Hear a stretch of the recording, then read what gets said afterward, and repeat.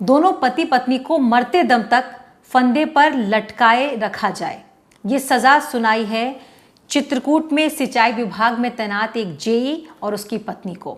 ये सजा सुनाई है बांदा कोर्ट ने। बांदा कोर्ट के जज ने कहा है कि इन दोनों पति पत्नी को तब तक फांसी के फंदे पर लटकाया जाए जब तक कि उनकी जान न चली जाए। ये पूरा मामला चित्रकूट में सिंचाई विभाग में तैनात एक जेई और उसकी पत्नी का है। ये दोनों बच्चों के साथ कुकर्म करते थे, उनकी अश्लील वीडियो बनाते थे और उन्हें डार्क वेब पर अलग अलग देशों में बेचा करते थे। और इस मामले में जब पुलिस को जानकारी हुई, सीबीआई ने इन्वेस्टिगेशन किया और पॉक्सो के तहत फास्ट ट्रैक में ये मामला चला और अब कोर्ट ने ये कहा है कि इन दोनों को फांसी के फंदे पर तब तक लटकाया जाए जब तक कि इनकी जान नहीं चली जाती है।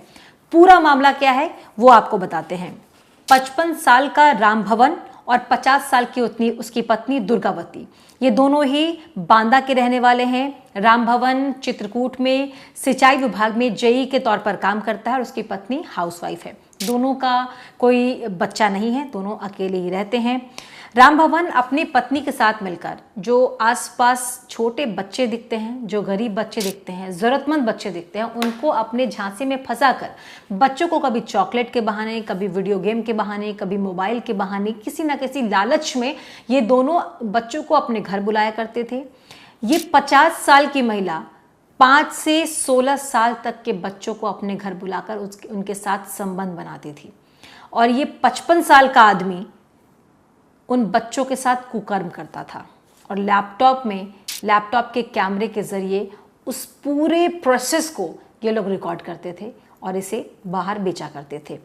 इस पूरे मामले में जब भी कोई बच्चा इनके घर आता था, उनको बुलाया जाता था और अगर किसी बच्चे ने आवाज़ उठाने की कोशिश की तो उनको डराया धमकाया जाता था या फिर और सामान और लालच देने की कोशिश की जाती थी। एक बच्चे ने बताया है कि जब उसने मना किया या फिर उसने बोला कि वो सबको बता देगा तो उन्होंने इसको इलेक्ट्रॉनिक गैजेट्स का लालच दिया, मोबाइल फ़ोन में गेम खेलने का लालच दिया, यूट्यूब पर उसको वीडियोस दिखाने का लालच दिया और इस तरीके से उसके साथ उसने कुकर्म किया। ऐसे ही बहुत सारे, कम से कम 50 से ज़्यादा बच्चों का शोषण इस जेई 55 साल के और उसकी पत्नी ने किया है। कभी ये चित्रकूट में इस तरह की हरकतें करते थे, आसपास के बच्चों को बुलाकर उनके साथ कुकर्म दुष्कर्म करते थे और कभी बांदा में किराए पर कमरा लेकर वहां पर इस तरह की हरकत को किया करते थे। इसकी शिकायत मिलने पर 31 अक्टूबर 2020 को सीबीआई ने राम भवन के खिलाफ केस दर्ज किया। उन पर यह आरोप था कि वो अश्लील वीडियो, अश्लील फोटो डार्क वेब के जरिए इंटरनेशनल पेडोफाइल नेटवर्क तक पहुंचाते थे।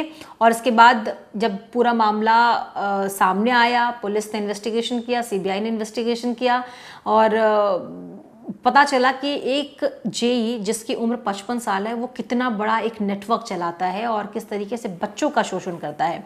इन्हें गिरफ्तार कर लिया गया और चार्जशीट दाखिल की गई 700 पन्नों की और इस चार्जशीट में डिटेल से बताया गया कि ये दोनों कैसे कैसे उन बच्चों को अपने झांसे में फंसाते थे, उन्हें डराते धमकाते थे, उन्हें लालच देते थे और किस तरीके से उनका शोषण करते थे। इसमें बहुत सारे लोगों के बयान दर्ज कराए गए, डिजिटल एविडेंस को कनेक्ट किया गया, कई सारे सीसीटीवी फुटेजेस को खंगाला गया और उसके बाद ये तय पाया गया कि ये दोनों वाकई इस तरह की हरकतें किया करते थे। पॉक्सो कोर्ट के जो एक वकील है वो ये बताते हैं कि मामला अक्टूबर 2020 का है। इसके बारे में जानकारी कैसे मिली, ये बात सामने कैसे आई, तो सीबीआई को इंटरपोल की तरफ से एक इंफॉर्मेशन मिली। इंफॉर्मेशन ये कि एक शख्स 3 मोबाइल नंबर से 7 से लेकर 18 साल के बच्चों को का पॉर्न वीडियो बनाकर इंटरनेट पर अपलोड करता है और साथ ही एक पेन ड्राइव भी मिली है जिसमें 34 बच्चों के वीडियो, 680 के करीब फोटो थी। ये बच्चे बांदा, चित्रकूट और आसपास के ज़िले के रहने वाले हैं। जैसे इन्फॉर्मेशन मिली इस पर इन्वेस्टिगेशन किया गया और ये सारी चीज़ें जो हैं वो सामने आई। उस नंबर को ट्रेस किया गया तो पता चला कि राम भवन नाम का ये जेई है जो अपनी पत्नी के साथ मिलकर इस तरह के पूरे एक नेक्सस को चलाता है, डार्क वेब पर इन फोटोज़ और वीडियोज़ को बेचता है, वहाँ से पैसे कमाता है और इन बच्चों के साथ दुष्कर्म करता है। जब ये पूरी जानकारी सामने आई, चार्जशीट दाखिल हुई, केस में मामला चला, पूरा कोर्ट में ये केस चला। उसके बाद अब इसमें फैसला आया है।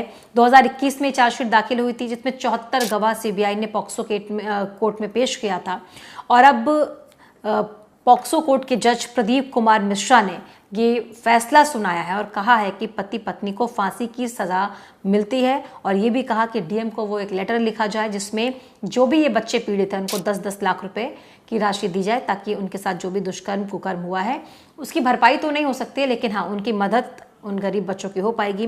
साथ ही ये भी इस पूरे इन्वेस्टिगेशन के दौरान पता चला है कि चीन, अमेरिका समेत कम से कम 47 देशों में इन लोगों ने इन वीडियो को बेचा था। वकील ने यह भी बताया कि इन दोनों के ये गंदे वीडियो चीन, अमेरिका, ब्राज़ील और अफगानिस्तान समेत 47 देशों को बेचे गए। जो बच्चे दरिंदगी के शिकार हुए थे उनका इलाज दिल्ली के एम्स में चल रहा है। तो सोचिए कितना बड़ा नेक्सस है। लेकिन फास्ट ट्रैक कोर्ट में क्योंकि ये मामला चला और कोर्ट ने ये सज़ा इन दोनों पति पत्नी को दी है। तो एक बार ये पूरा किस तरीके से टाइमलाइन था। 17 नवंबर 2020 को राम भवन को गिरफ्तार किया गया। उसने 10 साल तक ये पूरा नेक्सस चलाया। कोई कुछ दिनों की, चंद दिनों की बात नहीं थी। 10 साल तक उसने अपने आसपास रहने वाले छोटे मासूम बच्चों को अपने चंगुल में फंसाया, उन्हें लालच दिया, उन्हें डराया धमकाया। उनके साथ उस 50 साल की महिला ने छोटे छोटे बच्चों के साथ दुष्कर्म किया, उस आदमी ने कुकर्म किया और उसके बाद इसका वीडियो रिकॉर्ड किया, इसको डार्क वेब पर अपलोड किया, 47 देशों को इस वीडियो को बेचा और उससे इन लोगों ने बहुत सारे पैसे कमाए। लेकिन जैसे ही जानकारी पुलिस को मिली, सीबीआई को जैसे ही ये खबर मिली, उसके बाद इस पूरे मामले में इन्वेस्टिगेशन किया गया। 18 नवंबर 2020 को उसे सस्पेंड किया गया। दिसंबर में उसकी पत्नी को भी हिरासत में लिया गया और 12 फरवरी 2021 को सीबीआई ने उस राम भवन, उसकी पत्नी के खिलाफ चार्जशीट दाखिल की और इसमें कहा कि दोनों ने बच्चों का यौन शोषण किया है और अश्लील तस्वीर और वीडियोस को डार्क वेब पर बेचा है। कोर्ट में मामला चला और अब ये दोनों फांसी के फंदे पर।